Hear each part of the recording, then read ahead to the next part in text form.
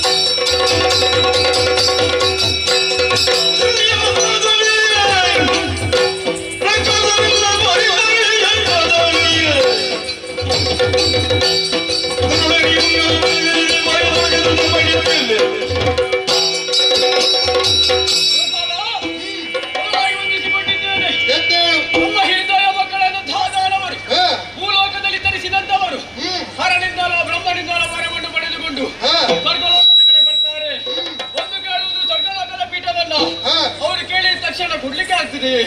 ಸಿಹಿಯನ್ನು ಕಂಡಾಗ ಇರುವೆಗಳು ಬರುವುದು ಸಹಜ. ಹಾಗೆ ಸಂಪತ್ತಿದ್ದಲ್ಲಿಗೆ ಆ ದಾನವರು ಬರುವುದು ಸಹಜ. ಆ ಸಂಪತ್ತನ್ನು ಬಯಸಿ ಆ ದಾನವರು ಬರ್ತಾರಂತಾದ್ರೆ ಚಿಗುರಳೆ ಚೂಡಿದಕ್ಕೆ ಕೊಡಲೇಬೇಕಾಗಿಲ್ಲ. ಹಾಗೆ ನಾನಿದ್ದೇನೆ.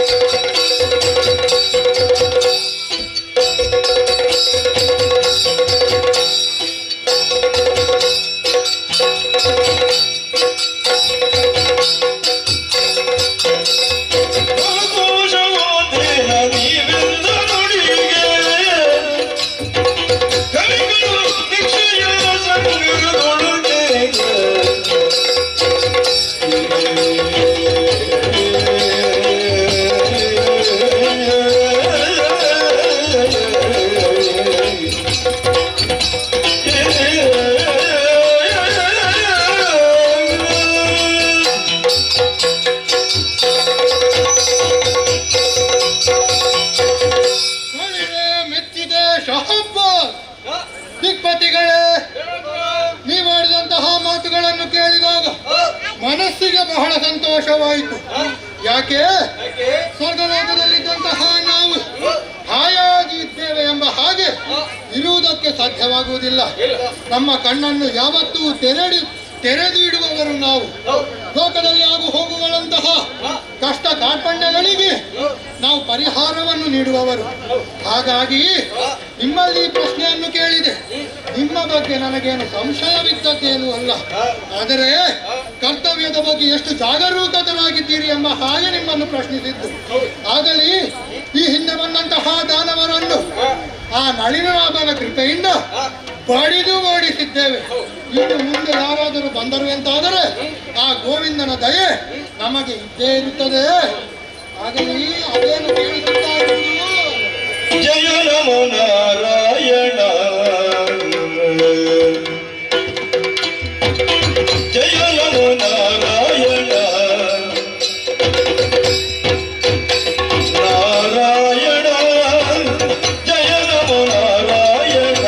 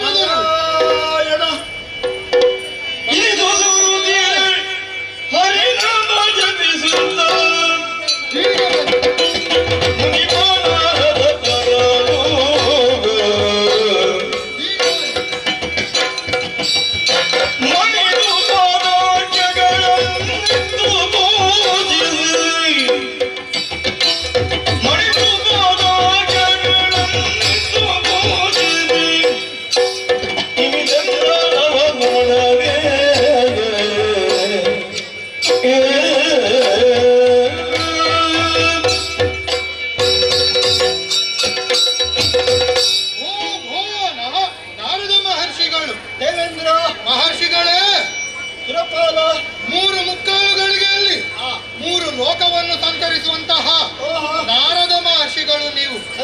ಕಣದಲ್ಲಿ ಬಾರದ ನಿಂತಲ್ಲಿ ನಿಲ್ಲದ ನಾರದ ಮಹರ್ಷಿಗಳಲ್ಲವೇ? ನಿಮ್ಮ ಕಡೆಗೆ ನಾನು ಗಮನವನ್ನು ವಹಿಸಿದೆ. ಹೇಗೆ ನಮ್ಮದಾದಂತಹ ಸಭಾಕಲಾಪ ನಡೆಯುತ್ತಲೇ ಇತ್ತು. ಈ ರಂಭಾದಿಗಳ ನರ್ತನ, ಚಿತ್ರಸೇನ ಮುಂತಾದವರ ಗಾಯನ. ಆದರೆ ನನ್ನ ಕಿವಿ ನಿಮ್ಮ ಗಾಯನದತ್ತವೇ ಲಕ್ಷ್ಯವನ್ನು ಹರಿಸಿತ್ತು. ಅದು ಹೇಗೆ ಸಾಧ್ಯವಾಯಿತು? ಅಷ್ಟು ಸಂಸ್ಕಾರ ಉಂಟು ನನ್ನಲ್ಲಿ. ಆದ ಕಾರಣ ನೀವು ದೂರದಿಂದಲೇ ಬರುತ್ತಿರುವುದನ್ನು ನಾನು ಗಮನಿಸಿ ಇಲ್ಲಿಯವರೆಗೆ ತಂದು ಈ ಧರ್ಮಪೀಠದಲ್ಲಿ ಕುಳ್ಳಿರಿಸಿದವನಿದ್ದೇನೆ. ಸರಿ ಆಯ್ತು. ಅದಕ್ಕೆ ಭಾಗ್ಯ ವಿವಿಧ ಆತಮಾನೀಯಗಳನ್ನು ನೀಡಿದವನಿದ್ದೇನೆ. ಸರಿ ಅಷ್ಟೇ. ಸಂತೋಷವಾಗಿರಬೇಕು. ಹೌದಲ್ಲ ಮಹರ್ಷಿಗಳೇ? ನಮ್ಮದಾದಂತಹ ಸಭೆಯನ್ನು ನೀವು ನೋಡಿದಿರಿ. ಹೌದಲ್ಲ? ಪಾತಾಳದಲ್ಲಾಗಲಿ ಮರ್ತದಲ್ಲಾಗಲಿ ಉಳಿದ ಲೋಕಗಳಲ್ಲಿ ಆಗಲಿ ಇಂತಹ ಸಭೆಯನ್ನು ಯಾವತ್ತೂ ಕಂಡವರಲ್ಲ ನೀವು. ನಾನು ಮಾಡಿದ ಸಾಧನೆಯ ಬಗ್ಗೆ ನಿಮಗೆ ವಿವರ ಬೇಕೇ?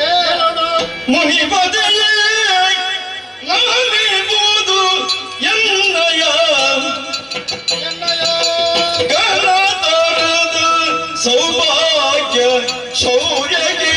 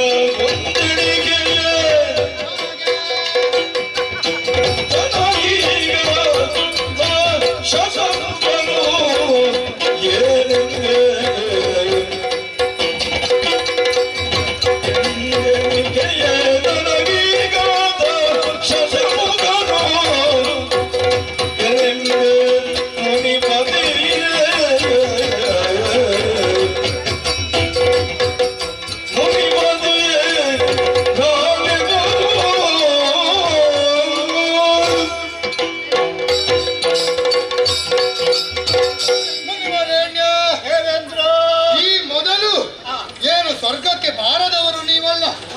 ಆದರೆ ಇಂದಿನ ದಿನ ನೀವೇ ಗಮನಿಸಲಿಲ್ವಾ? ನಿಮಗೆ ಮಾಡಿದಂತಹ ವ್ಯವಸ್ಥೆಯಲ್ಲಾಗಲಿ ಏನಾದರೂ ಕಡಿಮೆಯನ್ನು ಕಂಡವರೇ ನೀವು ಇಲ್ಲವೇ ಇಲ್ಲ. ಹಾಗಾದ್ರೆ ಮೊದಲು ಯಾಕೆ ಹೀಗೆ, ಈಗ ಯಾಕೆ ಹೀಗೆ ಎಂಬ ಹಾಗೆ ನೀವೇ ಯೋಚಿಸುತ್ತಾ ಇರಬಹುದು. ಮೊದಲು ನನಗೆ ನನ್ನ ಬಗ್ಗೆ ಗೊತ್ತಿರಲಿಲ್ಲ ಸ್ವಾಮಿ.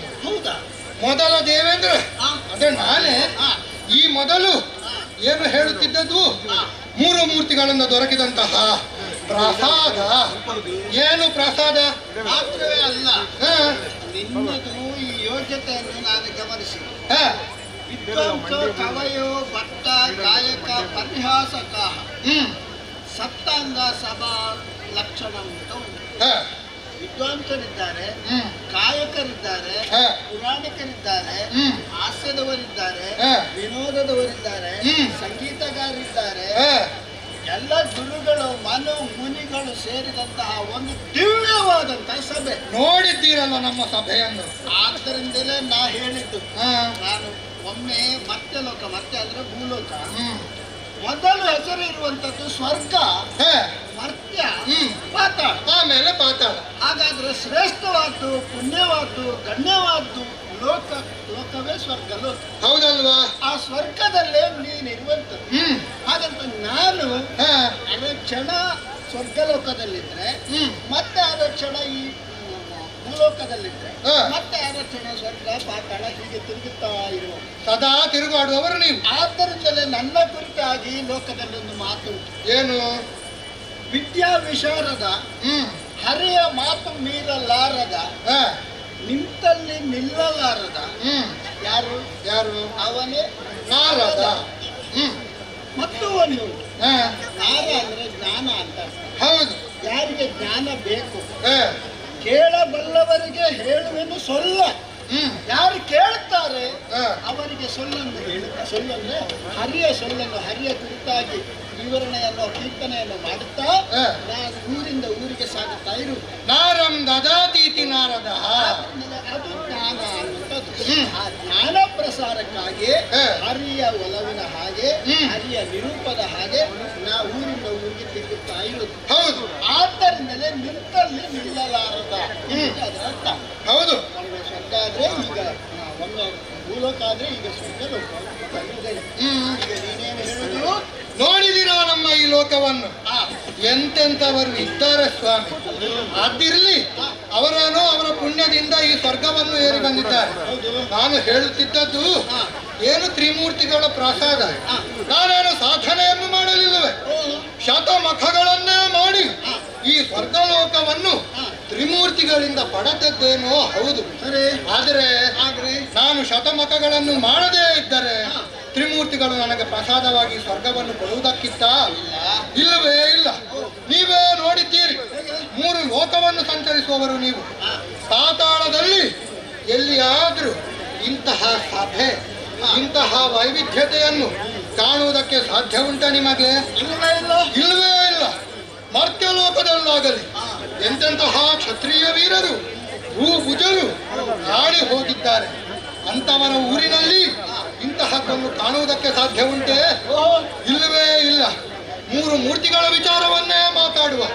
ಆ ತ್ರಿಮೂರ್ತಿಗಳು ಬ್ರಹ್ಮದೇವರು ಅವರೇನು ಮಾಡುತ್ತಾರೆ? ಸೃಷ್ಟಿಯ ಕಾರ್ಯವನ್ನು ಮಾಡುತ್ತಿದ್ದಾರೆ. ಭಗವಾನ್ ಶ್ರೀಮನ್ನಾರಾಯಣ ಏನು ಮಾಡುತ್ತಿದ್ದಾರೆ? ಪಾಲನೆಯ ಕಾರ್ಯವನ್ನು ಮಾಡುತ್ತಿದ್ದಾರೆ. ಪಾಲನೆ ಮಾಡುವವ ನಮ್ಮಲ್ಲಿಲ್ವೇ ಸ್ವಾಮಿ? ಇದ್ದಾನಲ್ವ? ಸ್ವಲ್ಪ ಮಟ್ಟಿಗೆ ಪಾಲಿಸುವವ ನಾನೇ ಇದ್ದೇನೆ. ಆದ್ರೆ ನಮ್ಮ ಈ ವಾಯುದೇವ ಪ್ರಾಣವಾಯುವನ್ನು ಕೊಡದೇ ಹೋದರೆ ಪಾಲನೆ ಮಾಡುವುದು ಹೇಗೆ, ಪಾಲಿಸುವುದು ಹೇಗೆ? ಈಶ್ವರ ದೇವರು ಲಯದ ಕಾರ್ಯವನ್ನು ಮಾಡುವವರು, ಲಯಗೊಳಿಸುವ ನಮ್ಮಲ್ಲೇ ಇಲ್ವಾ? ಯಮ ಇದ್ದಾನಲ್ವಾ? ಹಾಗೆ ಸೃಷ್ಟಿ ಮಾಡುವವರು ಒಂದು ರೀತಿಯಲ್ಲಿ ಇದ್ದಾರೆ. ಯಾರು ಹೇಳಿ? ವರುಣ ದೇವ ಕಾಲ ಕಾಲಕ್ಕೆ ಮಳೆಯನ್ನು ಸುರಿಸಿ ಧರೆಯಲ್ಲಿ ಬೆಳೆಗಳ ಸೃಷ್ಟಿಗೆ ಕಾರಣೀಭೂತನಾದವ ವರುಣ ದೇವ. ಅದಕ್ಕೆ ತ್ರಿಮೂರ್ತಿಗಳು ಮಾಡುವಂತಹ ಕೆಲಸವನ್ನು ನಾವು ಮಾಡುತ್ತಾ ಇದ್ದೇವೆ. ಆದರೆ ಒಂದು ಯೋಚನೆಯನ್ನು ಮಾಡಿ, ಅವರಿಗೇನಾದ್ರೂ ಸುಖ ಎನ್ನುವುದುಂಟಾ? 3 ಹೊತ್ತು ತಲೆಬಿಸಿ. ನಮ್ಮಲ್ಲಿ ನೋಡಿಯಂತೆ ಕಾಮಧೇನು, ಕಲ್ಪತರು, ಹರಿಚಂದನ, ಚಿಂತಾಮಣಿ ಮುಂತಾದಂತಹ ಸುವಸ್ತುಗಳು, ವರ ರಮ್ಯ ಮುಂತಾದವರು ನನಗೆ ಬೇಕಾದ ಹಾಗೆ ಬರುವವರು.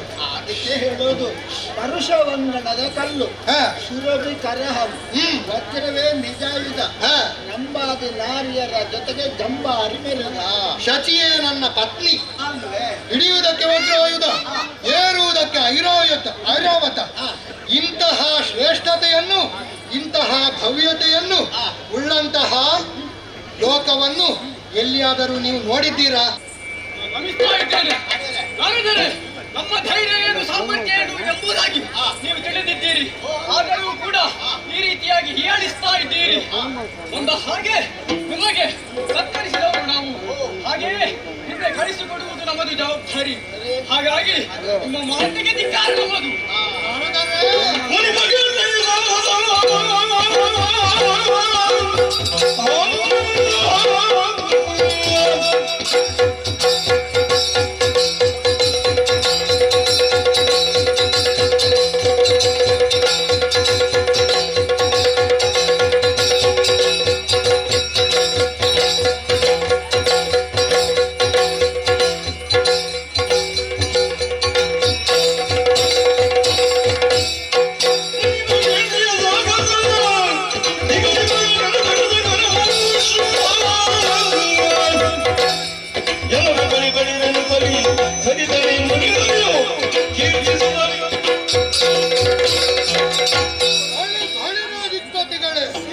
ನಾರದ ಮಹರ್ಷಿಗಳೇ, ಹೇಳಿದಿರ ದೇವತೆಗಳಾಡಿದಂತಹ ಮಾತನ್ನು. ನೀವು ಹೇಳುವುದೇನೋ ಸತ್ಯ. ಆದರೆ ಈ ಮನ್ವಂತರಕ್ಕೆ ಓರ್ವನೇ ಇಂದ್ರ. ನಾನು ಇರುವ ತನಕ 3 ಲೋಕದಲ್ಲಿ ನಾನೇ ಶ್ರೇಷ್ಠ ಎಂಬುದು ನನ್ನ ಒಬ್ಬನ ಮಾತಲ್ಲ, ನನ್ನ ದೇವತೆಗಳ ಮಾತು ಹೌದಾಗಿದೆ. ನಾರದರೆ ನೀವು ಎಷ್ಟು ಏನು ಬೇಕಾದ್ರೂ ಹೇಳಿ, ಶೌರ್ಯ ಸಾಹಸ ಹಾಗೆಯೇ ಬೇಕಾದಂತಹ ಸುವಸ್ತುಗಳು ಇರುವ ತನಕ ನಾನೇ ಶ್ರೇಷ್ಠ. ದೇವೇಂದ್ರ, ನೀನು ಶ್ರೇಷ್ಠ ಅಲ್ಲ ಅಂತ ನಾ ಹೇಳಿದ್ದಲ್ಲ. ಅದು ನಿಜ, ಶ್ರೇಷ್ಠ ಹೌದು, ಬೇಕಾದ ಸಕಲ ಸಂಪತ್ತು ಉಂಟು ಹೌದು. ಆದರೆ ಉಂಟು ನನ್ನಲ್ಲಿ ಉಂಟು ಅನ್ನುವಂಥದ್ದು ನಮ್ಮ ಒಳಗೆ ಇಲ್ಲ. ನೋಡಿ ಮಹರ್ಷಿಗಳೇ, ಈಗ ಮಹಾ ತಾಪಸರು ಮೊದಲಿಗೆ ತಪಸ್ಸಿಗೆ ಕೂತದ್ದು ಹೇಗೆ? ನಾನು ತಪಸ್ಸನ್ನು ಮಾಡುತ್ತೇನೆ, ಅಹಂಕರಿಷ್ಯೆ, ಅಲ್ಲಿಯೂ ನಾನು ಎಂಬುದಿತ್ತು. ಈಗ ನನಗೆ ನಾನು ಎಂಬುದಿರುವುದಕ್ಕೆ ಏನು ತಪ್ಪಿದೆ ಹೇಳಿ? ತಪ್ಪಿದೆ. ತಪಸ್ಸಿಗೆ ಕುಳಿತಾಗ ಅಹಂಕರಿಷೆ, ಅಥವಾ ಒಂದು ಯಾಗ ಮಾಡುವಾಗ ಅಹಂಕರಿಷೆ, ಅಥವಾ ಯಾವುದೋ ದೇವತೆಯ ಪೂಜೆ ಮಾಡುವಾಗ ಅಹಂಕರಿಷೆ. ನಾನು ಮಾಡುತ್ತೇನೆ, ಅದು ತಪಸ್ಸಿಗಾಯ್ತು, ಪೂಜೆಗಾಯ್ತು, ಆರಾಧನೆಗಾಯ್ತು. ಹಾಗಂತ ಇದು ಹೇಗೆ? ಇದು ನಾನು ಮಾಡಿದೆ ಅಂತ ಹೇಳಲಿಕ್ಕೆ ಇಲ್ಲ. ಈಗ ನಿನ್ನಲ್ಲೇ ಇರುವಂತವೋ ಅದು ಕಾಣುದಿಲ್ಲ, ಅದು ಕಲ್ಪವೃಕ್ಷ. ಹೌದು, ಕಲ್ಪವೃಕ್ಷ ಅಂದ್ರೆ ನಮ್ಮ ಭೂಲೋಕಕ್ಕೆ ಹೋದ್ರೆ ಅದಕ್ಕೆ ಹೆಸರೇ ತೆಂಗಿನ ಮರ ಅಂತ. ಹಾಗಾದ್ರೆ ತೆಂಗಿನ ಮರದಲ್ಲಿ ಆ ತೆಂಗಿನಕಾಯಿ ಆಗ್ತದೆ, ಅದು ಸೃಷ್ಟಿ ಯಾರದ್ದು? ಅದರ ಬುಡಕ್ಕೆ ಹಾಕುವುದು ಭೂಲೋಕದ ಮಣ್ಣು ಯಾವುದನ್ನು ಗೊತ್ತೇ? ಯಾವುದೋ ಒಂದು ನೀರೋ ಅಲ್ಲ ಗೊಬ್ಬರವೋ ಬೇಕಂತ ಹಾಕ್ತಾರೆ, ಏನೋ ಬೇಕಂತ ಹಾಕ್ತಾರೆ. ಮತ್ತು ಮೇಲಿಂದ ತೆಂಗಿನಕಾಯಿಯಲ್ಲಿ ಸಿಹಿಯಾದ ನೀರು ಬರ್ತಲ್ಲ, ಅದಕ್ಕೆ ಸಕ್ಕರೆಯ ಪಾನಕವನ್ನು ಹಾಕಿದವರು ಯಾರು? ಅದು ದೇವ ಸೃಷ್ಟಿ ಅಂತ ಅರ್ಥ. ಅಲ್ಲವೇ ಹಾಗಾಗಿ ಬುಡಕ್ಕೆ ಹಾಕಿದ್ದು ಬೇರೆ ಮೇಲೆ ಯಾರು ಕೂತು ಅಲ್ಲಿ ತೆಂಗಿನಕಾಯಿ ಆಗಲಿ ಸಿಹಿಯಾಳಾಗ್ಲಿ ಯಾರು ಮಾಡಿದ್ದಿಲ್ಲ ಅದು ದೇವ ಸೃಷ್ಟಿ ಆಗಲಿ ಅಲ್ಲ ಆಗ್ಲಿ ಅಲ್ಲಿಗೆ ನಿಲ್ಲುವುದಿಲ್ಲ ಹಾಗೆ ನಿನ್ನದು ಕೂಡ ನಿನಗೆ ಇಷ್ಟು ಸಿಗಬೇಕಾದ್ರೆ ಅದು ದೈವ ಬಲ ಇಲ್ಲದೆ ಯಾವುದು ಸಾಧ್ಯ ಇಲ್ಲ. ಅದನ್ನ ನಾನು ಈಗ ಆ ತೆಂಗಿನಕಾಯಲ್ಲಿ ಇವರವರು ಅದನ್ನ ಆಟಿಕೆಯಲ್ಲಿ ಹೇಳ್ತಾರೆ ಅದು ಯಾರ್ದು ಅದು ನನ್ನದು ಅದು ಯಾರ್ದು ಅದು ನಮ್ಮದು ಹೇಳುವಂಥದ್ದು. ಯಾಕಂದ್ರೆ ನಾನು ನನ್ನದು ಹೇಳದೆ ಆ ವಾಕ್ಯ ಮುಂದುವರಿಸುವುದಿಲ್ಲ. ಹಾಗಂತ ಒಳಗೆ ನಾನು ಅನ್ನೋದು ಇರಬಾರ್ದು. ನಾನಂತ ಇದ್ರೆ ಒಂದು ದೃಷ್ಟಾಂತ ಹೇಳ್ತೇನೆ. ಏನು? ಒಬ್ಬ ಗುರುಗಳಿದ್ರಂತೆ. ಆ ಗುರುಗಳಿಗೆ 1000 ಮಂದಿ ವಿದ್ಯಾರ್ಥಿಗಳು. ಒಬ್ಬ ವಿದ್ಯಾರ್ಥಿ ಹೇಳಿದ, ಗುರುಗಳೇ ನಾನು ನನ್ನ ಊರಿಗೆ ಹೋಗಿ ಬಂದೆ. ಎಲ್ಲಿ ಆಗಿದ್ದೆ? ಅಲ್ಲಿ ಹೊಳೆ ದಾಟಿ ನನ್ನ ಮನೆ. ಅಯ್ಯೋ ಪುಣ್ಯಾತ್ಮ, ಅಯ್ಯ ಮಗನೇ, ಆ ಹೊಳೆ ದಾಟಬೇಕಾಗಿದ್ರೆ ಅಲ್ಲಿ ತುಂಬ ಪ್ರವಾಹ ಇತ್ತಲ್ಲ, ನೀರಿತ್ತಲ್ಲ, ಹೇಗೆ ಹೋಗಿ ಬಂದೆ ಹೋಗಬೇಕಾದ್ರೆ ಯಾವುದು ಸೇತುವೆಯೂ ಇರಲಿಲ್ಲ, ದೋಣಿಯನ್ನು ಇರಲಿಲ್ಲ, ಅಲ್ಲ ಬೇರೆ ದಾಟುವಂತ ಯಾವುದೇ ಸಾಧನೆಯೂ ಇರಲಿಲ್ಲ. ನಾನು ನದಿಯ ಬುಡಕ್ಕೆ ಹೋಗಿ ನನ್ನ ದೇವರನ್ನು ನಾನು ನೆನಪಿಸಿಕೊಂಡೆ. ಗುರುಗಳೇ ಹೆಸರನ್ನು ನಾನು ನೆನಪಿಸಿಕೊಂಡೆ.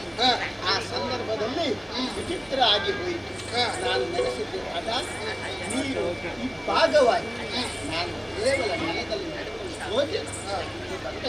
ಅದೆಲ್ಲ ಏನೂ ಇರ್ಲಿ ನಾರದರೆ ನನ್ನ ಮನೋಭಾವವನ್ನು ಬದಲಿಸುವುದಕ್ಕೆ ಯಾಕೆ ಹೇಳಿದೆ ಗೊತ್ತುಂಟ? ಯಾಕೆ ಅಲ್ಲಿಗೆ ಮುಗಿಯುವುದಿಲ್ಲ.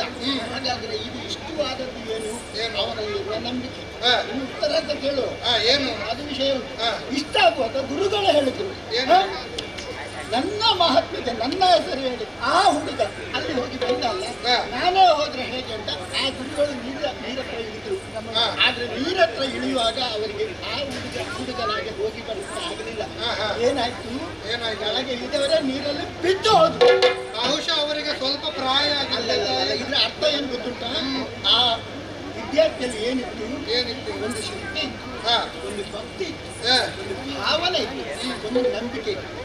ಯಾರ ಹತ್ರ ಭಕ್ತಿ, ಶ್ರದ್ಧೆ, ಭಾವನೆ, ವಿಶ್ವಾಸ ಅದು ಬಿಟ್ಟು ದೇವರು. ಈ ಗುರುಗಳಲ್ಲಿ ಏನಿತ್ತು? ನಾನೇ ಅನ್ನುವಂಥದ್ದಿತ್ತು. ಏನಿತ್ತು ಒಳಗೆ? ನಾನೇ ಆ ಹುಡುಗನಿಗೆ ಕಲಿಸಿದವ, ನಾನು ನನ್ನಷ್ಟು ಕಲಿತವರು ಊರಲ್ಲಿ ಬೇರೆ ಯಾರು ಇಲ್ಲ ಅನ್ನುವಂಥ ಅಹಂಕಾರ. ಆದ್ರಿಂದ ಯಾರಲ್ಲಿ ಅಹಂಕಾರ ಇದ್ದ ಈಗ ಮುಳುಗಿದ. ಸಾಕ ನಿಮಗೆ? ಅದೆಲ್ಲ ಇರಲಿ. ಈಗ ನೀವು ಒಂದು ಕೆಲಸ ಮಾಡಿ, ಏನು ಹರಿನಾಮವನ್ನು ಶಿವಸ್ತುತಿಯನ್ನು ಮಾಡಿ ಹೋಗುವವರು ನೀವು. ಈಗ ಇಲ್ಲಿಂದ ಹೊರಡುವಾಗ ಜಯ ನಮೋ ದೇವೇಂದ್ರ ಎಂಬ ಹಾಗೆ ಹೇಳಿ. ದೇವೇಂದ್ರ ಯಾವ ಕಾರಣಕ್ಕೂ ಜಯನಮೋ ದೇವೇಂದ್ರ ಅಂತ ಹೇಳಿದ್ದಾಗಿಲ್ಲ. ನನಗೆ ಇರುವಂಥದ್ದೇ ಜಯನಮೋ ನಾರಾಯಣ. ಯಾಕಂದ್ರೆ ನಾರಾಯಣ ಎಲ್ಲಿದ್ದಾನೆ ಅಂತ ಹೇಳಿದ್ರೆ, ಈಗ ಇಲ್ಲಿದ್ದಾನೆ ಕೇಳಿದ್ರೆ ಅದಕ್ಕೆ ನಿಮ್ಮಲ್ಲಿ ಉತ್ತರ ನಾವು ಹೇಳುವುದಿಲ್ಲ. ಅಲ್ಲಿ ಅದು ಇಲ್ಲಿಲ್ಲವೆಂಬ ಸ್ವಲ್ಪ ಸಲ್ಲದು. ಹೊರಗೆ ಒಳಗೆ ಮೇಲೆ ಕೆಳಗೆ ಅವನಲ್ಲದೆ ಅನ್ನತ್ರ ಇಲ್ಲ. ಒಂದು ಮತ್ತೊಂದು, ನಿನಗೆ ನಾನು ಇಷ್ಟನ್ನು ಯಾಕೆ ಹೇಳಿದೆ? ಇದು ದೈವ ಪ್ರೇರೇಪಣೆ, ದೈವದ ಸಂಕಲ್ಪ ಅಲ್ಲದೆ ನನ್ನ ನಾಲಿಗೆ ಬಂದಲ್ಲ ಅಂತ ನೀನು ತಿಳ್ಕೊ. ಯಾರಾದ್ರೂ ಬಂದು ಏನೋ ಒಂದು ಅಧಿಕ ಪ್ರಸಂಗ ಮಾತಾಡಿದ್ದೀನಿ ನೀನು ಹೇಳುವುದು, ನಿನ್ನವರಲ್ಲೆಲ್ಲ ಹೇಳು. ಆದ್ರೆ ನಾನು ಹೇಳುವಂಥದ್ದು ನನಗೆ ಪ್ರೇರೇಪಣೆ ಸಂಕಲ್ಪ ಹೇಗೆ ಹಾಗೆ ನನ್ನ ನಾಲಿಗೆಯಲ್ಲಿ ಬಂದು ನಿಮಗೆ ಬೇಕಾದ ಮಾಡಿ. ಇಪ್ಪತ್ತಿಗಳೇ ಕೇಳಿದಿರಲ್ಲ ನಾವು ಅದನ್ನಾಡಿದಂತಹ ಮಾತನ್ನು. ಏನೇನೋ ಹೇಳಿ ಹೋದ್ರು, ಹೇಳಿಸುವವರ ಹತ್ರ ಹೇಳುವವರಿಗೆ ಏನು ಸಮಸ್ಯೆ ಹೇಳುತ್ತಾ ಹೋಗ್ತಾರೆ. ನಾವೆಲ್ಲ ಅದನ್ನು ಅಷ್ಟು ತಲೆಗೆ ತಗೊಳ್ಳುವುದು ಬೇಡ. ಆದರೆ ಮೈ ಮರೆಯದ ಹಾಗೆ ನಮ್ಮ ಕೆಲಸವನ್ನು ಮಾಡುತ್ತಾ ಇರುವ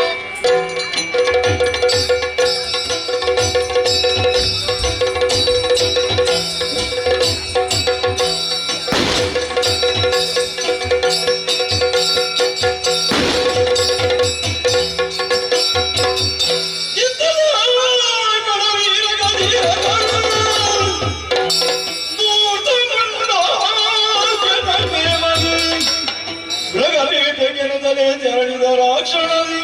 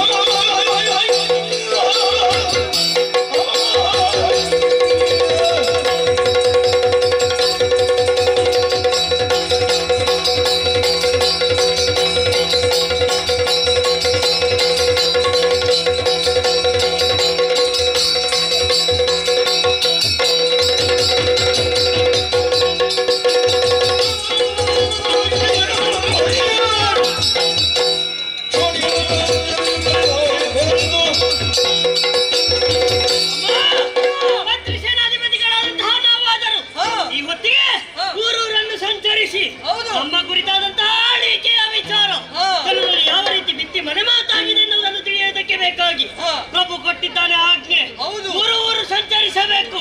ನಮ್ಮನ್ನು ನಂಬಿದವರನ್ನು ಅರ್ಥಾತ್ ನಮ್ಮನ್ನೇ ಒಪ್ಪಿದವರನ್ನು ನಾವಿದ್ದೇವೆನ್ನುವಂತಹ ಅನುಗ್ರಹದ ಮುಖಾಂತರ ಭರವಸೆಯನ್ನು ಕೊಟ್ಟೆವು. ಎದೆ ಉಪ್ಪಿಸಿ ಬಂದವರ ಎದೆಯನ್ನು ಎತ್ತಿದೆವು. ಆದ್ರೆ ಏನು ಮಾಡೋಣ ಹೇಳು? ದುಡಿದಂತಹ ಜೀವಕ್ಕೆ ಹಸಿವು ಎನ್ನುವುದು ಪ್ರಕೃತಿ ಸಹಜವಂತೆ ಈ ಹೊತ್ತಿಗೆ ಉದರಾದಿ ಭಾಗಿಸುತ್ತಾ ಇದೆ. ಏನು ಮಾಡೋಣ?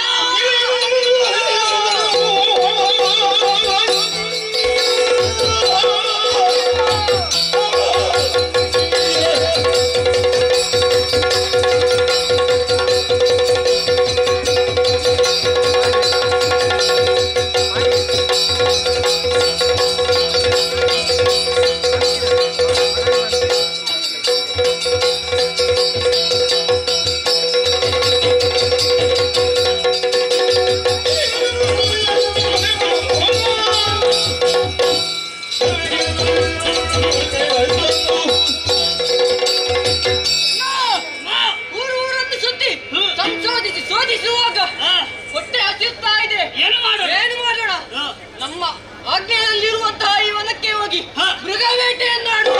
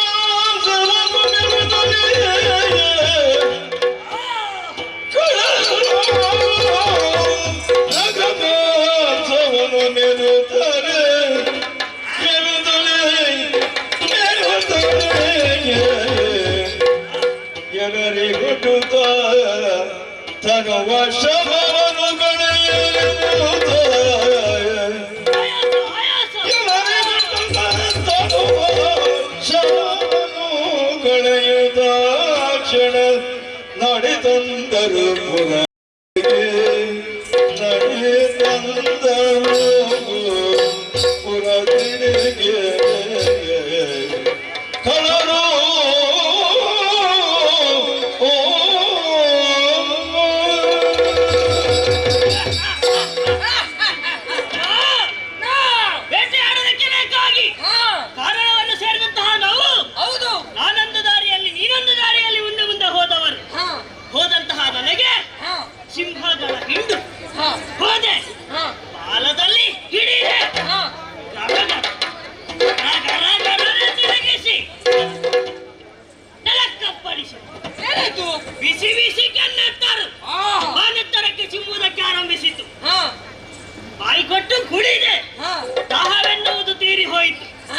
ಒಂದೆಡೆ ಬಿದ್ದಂತಹ ಮಾಂಸದ ಮುದ್ದೆಯನ್ನು ಮೆತ್ತೆ ಹಸಿವು ನಿವಾರಣೆ ಆಯ್ತು. ಇನ್ನೊಂದು ಕಡೆ ಬಿದ್ದಂತಹ ಎಲುಬಿನ ರಾಶಿ ಅದನ್ನು ಹಲ್ಲಿಗೆ ಹಲ್ಲು ತಾಗದಂತೆ ನುಂಗಿ ತೇಗಿದೆ. ಹೊಟ್ಟೆ ತುಂಬಿತ್ತು. ಕೊನೆಗೆ ದೇವರು ಕೊಟ್ಟ ತಮ್ಮ ಆದಂತಹ ನಿನ್ನ ನೆನಪಾಯ್ತು ತಮ್ಮ. ಎಲ್ಲ ತಿಂದಾದ ನಂತರ ಅದು ಹಾಗೆ ಮಧ್ಯಪ್ರದೇಶ ಸರಿ ಇದ್ರೆ ಉತ್ತರ ಪ್ರದೇಶ ಸರಿ ಇರು. ಹಸಿವಿನಲ್ಲಿದ್ದವನಿಗೆ ಕೆಲಸ ಕೊಡಂತೆ ಎಂತದೂ ಮಾಡುವುದಿಲ್ಲ. ಹೊಟ್ಟೆ ತುಂಬಿಸಿ ಕೆಲಸ ಕೊಡು, ಹೇಳಿದ ಹಾಗೆ ಕೆಲಸ ಮಾಡ್ತಾರೆ. ಹಾಗಾದದ್ದು ಅದಕ್ಕೆ ಬೇಕಾಗಿ ನಿನಗೇನು ಇಲ್ಲ ಅಂತ ನೀನು ಚಿಂತಿಸುದು ಬೇಡ. ತಿನ್ನಂತಹ ಸಿಂಹಗಳ ಚರ್ಮ ಚರ್ಮದ ರಾಶಿ ನಿನಗೋಸ್ಕರ ತಂದಿದ್ದೇನೆ. ನನಗೋಸ್ಕರ ತಂದಿದೆಯಾ? ಹೌದು. ಮತ್ತೆ ಮಾಂಸ ಅದು ನಾನು ತಿಂದು ಮುಗ್ದಾಗಿದೆ. ನೆತ್ತರು ಅದು ನಾನು ಕುಡಿದಾಗಿದೆ. ಚರ್ಮ ಮಾತ್ರ ನನಗ? ಹೌದು. ಸಾಕು. ಎಂತದು ಬೇಸರವ? ಇಲ್ಲಪ್ಪ. ಮತ್ತೆ ತಮ್ಮನ ಮೇಲೆ ಅಷ್ಟಾದ ಪ್ರೀತಿ ಉಂಟಲ್ಲ ಇಂಥ ತಮ್ಮ ಸಿಗ್ಬೇಕು. ಸಿಕ್ಕಿದ್ರೆ ನನ್ನ ಕಥೆ ಹೀಗೆ. ನೀನೇನು ತಿಂದೆ? ಹಂಗೆ ಎರಡು ಜಿಂಕೆ ಮರಿಗಳು ಕಂಡಿತು. ಓಹೋ. ಅದನ್ನು ಓಡಿಸ್ಕೊಂಡು ಹೋಗ್ತಿರುವಾಗ ಒಂದು ಸಿಕ್ಕಿತು. ಇನ್ನೊಂದನ್ನು ಓಡಿಸ್ಕೊಂಡು ಹೋಗುವ ನೀರು ಸಿಕ್ಕಿದೆ. ನಿನಗೆ ನಾನು ಜಿಂಕೆ ಆಗಿ ಕಂಡದ್ದು? ಇಲ್ಲಪ್ಪ ಇಲ್ಲಪ್ಪ. ಇನ್ನೊಂದು ಜಿಂಕೆ ನಿನ್ನ ಕೈಯಿಂದ ತಪ್ಪಿ ಹೋಯ್ತು. ತಪ್ಪಿಸಿ ಹೋದದ್ದು. ನಾನು ಸಿಕ್ಕಿದೆ. ನೀನು ಸಿಕ್ಕಿದೆ. ಆದ್ರೂ ನಿನಗೆ ಬೇಕಾದದನ್ನು ನೀನು ತಿಂದೆ. ತಿಂದೆ. ನಮ್ಮ ಒಡೆಯ ಅವರಿಗೂ ಬೇಕಲ್ಲ? ಹೌದೌದು. ಅದಕ್ಕೆ ಬೇಕಾಗಿ ಹೆಬ್ಬು ಹೆಬ್ಬು ದೊಡ್ಡ ಹೆಬ್ಬು ದೊಡ್ಡ ಹೆಬ್ಬು ಹೌದು ಅವರಿಗೋಸ್ಕರ ತಂದಿದ್ದೇನೆ. ಅಲ್ಲಿ ಇರಿಸಿದ್ದೇನೆ. ಕಲ್ಲಿನ ಮರೆಯಲ್ಲಿ ಇರಿಸಿದ್ದೇನೆ. ಆದ್ರೆ ಒಂದು ಬೇಟೆಯಾಡಿ ಆಯಾಸಗೊಂಡಂತಹ ಶರೀರಕ್ಕೆ ನಿವಾರಣೆಯಾಗಬೇಕು. ಆಯಾಸ ಎನ್ನುವಂತಹ ಉದ್ದೇಶದಿಂದ ಒಂದು ಸ್ವಲ್ಪ ಹೊತ್ತು ಮರದ ಬೇರಿಗೆ ತಲೆ ಕೊಟ್ಟು ವಿಶ್ರಾಮಿಸಿದ್ದಷ್ಟೇ. ಅಷ್ಟೊತ್ತಿಗೆ ನಮ್ಮವ ಬಂದ ಪಟ್ಟ. ಪ್ರಭುಗಳ ಆಜ್ಞೆಯಾಗಿದೆ, ವೀರಕ ಧೀರಕರು ಎಲ್ಲೇ ಇದ್ದರೂ ಆಸ್ಥಾನವನ್ನು ಬಂದು ಆದಷ್ಟು ಶೀಘ್ರವೇ ಸೇರಬೇಕು ಎನ್ನುವ ಹಾಗೆ ಹೊತ್ತು ತೆಗೆಯುವುದು ಸಲ್ಲ. ಆದಷ್ಟು ಬೇಗ ನಡೆಯಾಡ.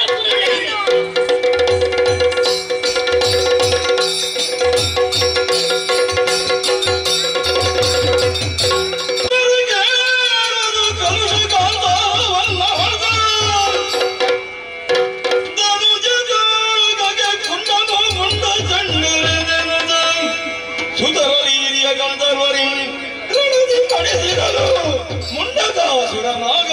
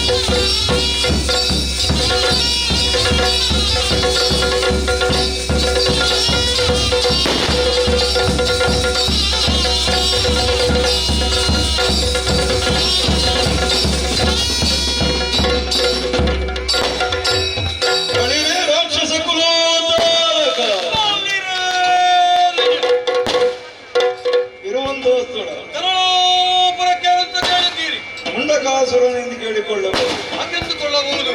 ವಿಚಾರ ಗಣಧರದ ವೈಭವದ ತೀರಗಣ ಮಂತ್ರಿತು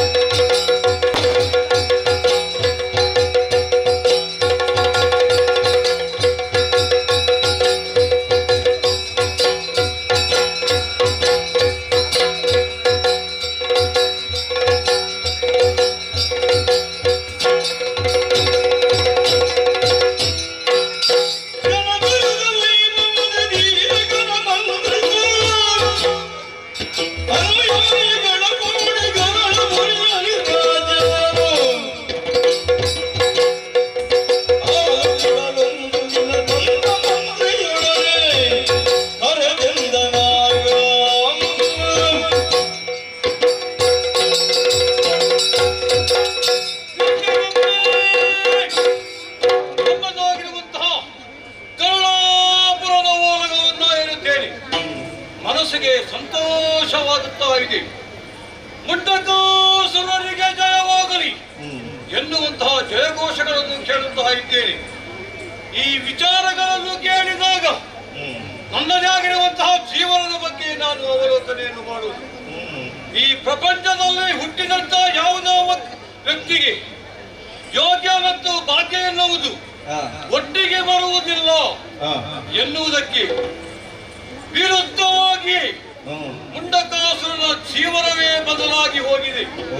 ನಿಜಾರ್ಥದಲ್ಲಿ ಗರುಡಾಪುರವನ್ನ ಏರಬೇಕಾಗಿದ್ದವನು ನಾನಲ್ಲ, ನಮ್ಮ ಸಹೋದರರಾದಂತಹ ಚಂಡಕಾಸುರನು ಏರಬೇಕಾಗಿತ್ತು.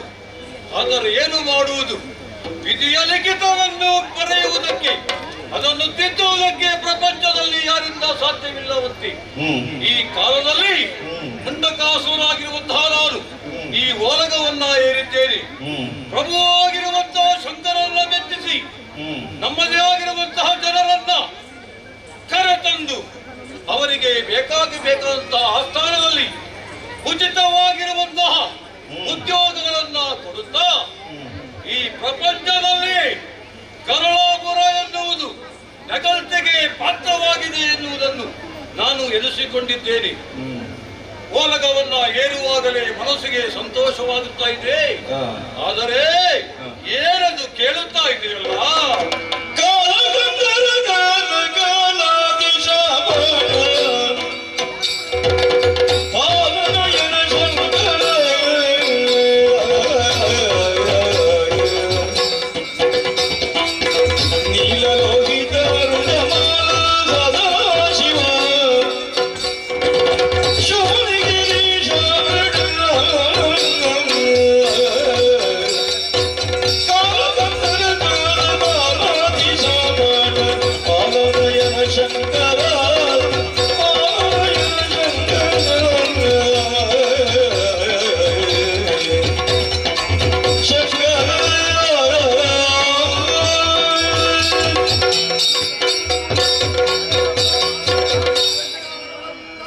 ಶಿವಶಂಕರ ಸರ್ವಾತ್ಮ ನೀಲಕಂಠನ ಬರ್ತದೆ. ಜಯ ಜಯ ಜಯ ಜಯ.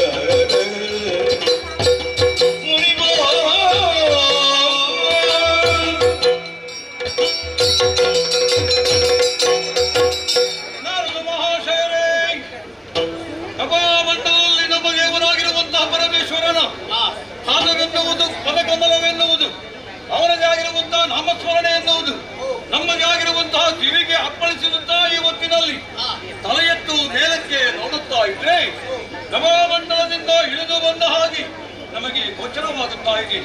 ಯಾರೆಂಬುದಾಗಿ ತದೇಕ ಚಿತ್ತವನ್ನು ನೋಡುತ್ತಾ ಇದ್ರೆ ನಮಗೆ ಆಗಿರುವಂತಹ ದೇವರಾಗಿರುವಂತಹ ನಮ್ಮದಾಗಿರುವಂತಹ ಪ್ರಭುವಿನ ಪಾತ್ರಕ್ಕೆ ಅತಿಯಾದಂತಹ ಪ್ರೀತಿ ಪಾತ್ರವನ್ನ ಬೆಳೆಸಿಕೊಂಡಂತಹ ನಾರದ ಮುನಿಗಳು ಎಂಬುದಾಗಿ ಕೊಂಡಾಡಿಕೊಂಡೆ. ದೂರದಲ್ಲಿ ನಿಮ್ಮನ್ನು ನಾನು ಕಂಡಂತಹ ನಿಮ್ಮನ್ನು ಬರಮಾಡಿಕೊಂಡೆ, ಎತ್ತರವಾಗಿರುವಂತಹ ಪೀಠವನ್ನ ಕೊಟ್ಟೆ, ಉಚಿತವಾಗಿರುವಂತಹ ನಮಗೆ ತಿಳಿದಂತಹ ರೀತಿಯಲ್ಲಿ ನಿಮ್ಮನ್ನು ಉಪಚರಿಸಿದೆ. ನಿಮ್ಮದಾಗಿರುವಂತಹ ಪಾದಕಬಲಗೆ ಆ ನೀರನ್ನ ಎರಚಿ ಅದೇ ತೀರ್ಥ ಎಂಬುದಾಗಿ ಸ್ವೀಕರಿಸಿಕೊಂಡೆ. ಸ್ವಾಮಿ, ಬಾ ಎಂದಾಗ ಬರುವವರಲ್ಲ, ಹೋಗು ಎಂದಾಗ ಹೋಗುವವರಲ್ಲ. ಏಕಕಾಲದಲ್ಲಿ ಮೂರು ಜಗವನ್ನು ಸುತ್ತದಿರುವಂತಹ ನೀವು ನಮ್ಮದೇ ಆಗಿರುವಂತಹ ಗರುಡಾಪುರವನ್ನ ಬಂದು ಸೇರಿದ್ದೀರಿ. ಬಂದಂತಹ ವಿಚಾರವನ್ನು ತಿಳ್ಕೊಂಡಾಗ ಮನಸ್ಸಿಗೆ ಸಂತೋಷವಾಗುತ್ತಾ ಉಂಟು. ಆದ್ರೆ ಏನು ಮಾಡುವುದು ಹೇಳಿ, ಕೆಲವೊಮ್ಮೆ ಬೇಸರಗಳು ಆಗುತ್ತಾ ಇರುತ್ತದೆ. ಆದ್ರೂ ನೀವು ಇವತ್ತಿನಲ್ಲಿ ಬಂದಿರಲ್ಲ, ಸಂತೋಷಗೊಂಡಿದ್ದೇನೆ. ನಮ್ಮದೇ ಆಗಿರುವಂತಹ ಎತ್ತರವಾಗಿರುವಂತಹ ಪೀಠವನ್ನ ಏರಬೇಕು. ಮಾತ್ರವೇ ಅಲ್ಲ, ಬಂದ ತಕ್ಷಣ ಮೊನ್ನೆ ಸ್ವರ್ಗ ಭೂಲೋಕ, ಈಗ ಭೂಲೋಕಕ್ಕೆ ನಿನ್ನಲ್ಲಿಗೆ ಬಂದೆ. ಹೌದು.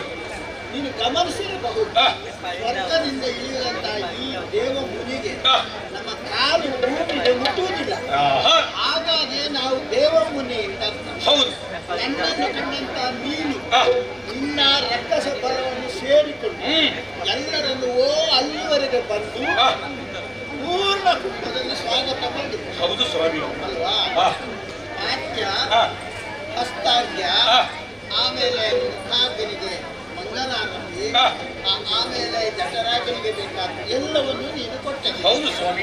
ಅದರಿಂದ ಸಂತೃಪ್ತಿಯಾಯಿತು. ಆ, ಒಬ್ಬ ಮುನಿಗಳನ್ನು ಹೇಗೆ ಸನ್ಮಾನಿಸಬೇಕು, ಆರಾಧಿಸಬೇಕು, ಪೂಜಿಸಬೇಕು ಅನ್ನುವಂಥದ್ದು ಆ, ನಿಮಗೆ ಸ್ಪಷ್ಟವಾಗಿದೆ ಅನ್ನುವಂಥದ್ದು ನನಗೂ ಅರ್ಥವಾಯಿತು. ಆ, ಆನಂದ ಆಯಿತು. ಆ, ನಾನು ಯೋಚನೆ ಮಾಡಿ ಏನು ಸ್ವಾಮಿ? ಎಂದು ಬೆಸಗೊಳ್ಳಲಾಗ ಎಂದ ಮುನಿನ ಸುನಗುತ್ತ